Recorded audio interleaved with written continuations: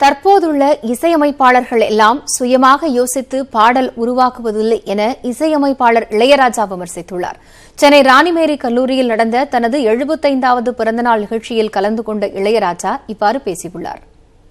இசையமைப்பாளர் இளையராஜாவின் 75வது பிறந்த நாளை முன்னிட்டு சென்னை ராணிமேரி கல்லூரியில் சிறப்பு நிகழ்ச்சிக்கு ஏற்பாடு செய்யப்பட்டிருந்தது.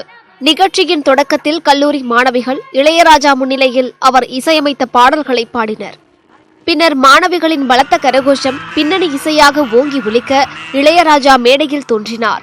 ராணிமேரி கல்லூரி சார்பாக அவருக்கு நினைவு பரிசு வழங்கப்பட்டது. இதனைத் தொடர்ந்து தனது ஹார்மோனியத்தை உடன் வைத்துக் கொண்டு பேச்சை தொடங்கிய இளையராஜா, 100 ஆண்டு கடந்த முதல் மகளிர் கல்லூரி என்ற பெருமை ராணிமேரி கல்லூரிக்கு உண்டு என புகழாரம் சூட்டினார். 1976ஆம் ஆண்டில் தனது முதல் படமான அன்னக்கிளிக்காக கடல் பார்த்தபடி காட்சி தரும் இந்த கல்லூரிக்கு எதிரே கடற்கரையில் நடந்து சென்றபடியேதான் அன்னக்கிளி உண்ண தேடுதே என்ற மெட்டை உருவாக்கினேன் என குறிப்பிட்டார். ஆண்டுகள் பல கடந்தாலும் அந்த பாடல் இன்னும் நிலைத்து நிற்பதாக பெருமிதத்துடன் கூறினார். படப்பாடலுக்காக ஓர் இயக்குனர் சூழலை விளக்கும் போது சராசரியாக எப்போதும் 3 மெட்டுகள் கொடுப்பேன் என்றும் இளையராஜா தெரிவித்தார். இவளாவாரம் பூதானோ நடைத்தேதானோ சலங்கைகள் தரும் இசைத்தேன் தானோ. இந்த பாட்டை கொடுக்குமா அந்த சிச்சுவேஷன்? எந்த சிச்சுவேஷனுமே நான் கம்போஸ் பண்ண பாட்டை கொடுக்காது. ஆனா எனக்கு மாத்திரம் அது வரும், வேற யாருக்கும் வராது. வேற யார் மியூசிக்ல இந்த மாதிரி பாட்டு வந்திருக்கோ?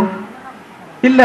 மெட்டை சிதைக்காத பாடல் வரிகளை எழுதுவதில் உலக அளவில் முதலிடத்தில் இருப்பது என்னை பொறுத்தவரைக்கும் கவியரசு கண்ணதாசன் தான் என்றும் இளையராஜா உறுதிபட தெரிவித்தார். மேலும் இப்போதுள்ள இசையமைப்பாளர்கள் சொந்தமாக கற்பனை செய்து ஒரு பாடலுக்கு இசையமைப்பதில்லை என்றும் பல இடங்களிலிருந்து இசையை எடுத்து சேகரித்து பாடல் அமைப்பதாகவும் விமர்சனம் செய்தார்.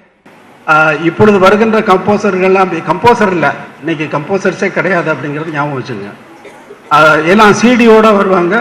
அங்கிருந்து பாட்டை இங்கிருந்து ஒன்று பிக்கப் பண்ணி அதை பண்ணி டைரக்டருக்கு போட்டு காட்டி, சார் இந்த மாதிரி இருக்கலாமா, இந்த மாதிரி இருக்கலாம், இது மாதிரி போடுறேன் அப்படின்னு சொல்லிட்டு அதவே போட்டுருவாங்க.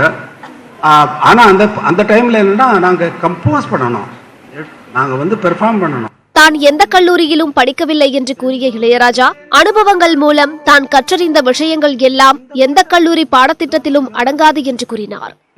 ஆயினும் தன் அனுபவங்களை எல்லாம் தங்களுக்கு பாடமாக வழங்குவதாக கூறி தனது பேச்சை நிறைவு செய்தார்.